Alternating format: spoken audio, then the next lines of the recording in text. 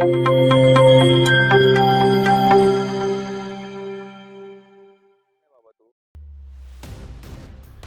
हवेचे ठिकाण असलेल्या माथेरानमध्ये येथील नागरिकांना आणि पर्यटकांना मूलभूत सेवा देण्यासाठी माथेरान गिरिस्थान नगर परिषद स्थापन करण्यात आली होती। या नगर परिषदेची निवडणूक अवघ्या काही महिन्यांपूर्वी झाली होती। नवीन सत्ताधारी यांनी कारभार हाकायला सुरुवात केली नाही तोच आता माथेरान पालिकेचा असेंब्ली हॉल, व्यायामशाळा, शौचालय, तबेले, नगर परिषद, रुग्णालय यांची विद्युत जोडणी खंडित करण्यात आली आहे। पैसे न भरल्यामुळे ही कारवाई झाली असल्याचं समजतंय।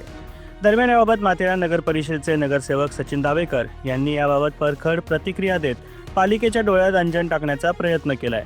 शहरात नवीन शौचालय खरेदी करण्यात आले, यासाठी करोडो रुपयाचा खर्च करण्यात आला। मात्र माथेरानकरांकडे बघण्यासाठी नगर परिषद प्रशासनाला वेळ नसल्याची खंत दावेकर यांनी व्यक्त केली आहे। दरम्यान माथेरानमध्ये अगोदरच अनेक प्रश्नांनी डोकं वर काढलेलं असताना आता तरी प्रशासनाचे डोळे उघडणार का, याकडे सर्वांचं लक्ष लागलंय। आज खरंच माथेरान नगर परिषद दिवाळीखोरीच्या वाटेवर आहे का, असा प्रश्न सर्व माथेरानकरांना पडला आहे।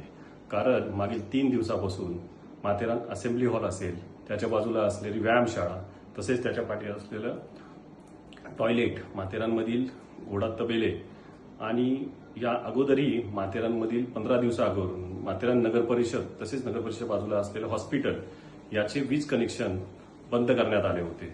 परंतु प्रशासनाला अजूनही त्याची जाग आली नसून माथेरानमधील टॉयलेट आणि जिम आणि असेंब्ली हॉल येथील व इतर ठिकाणचे वीज कनेक्शन बंद करण्यात आले।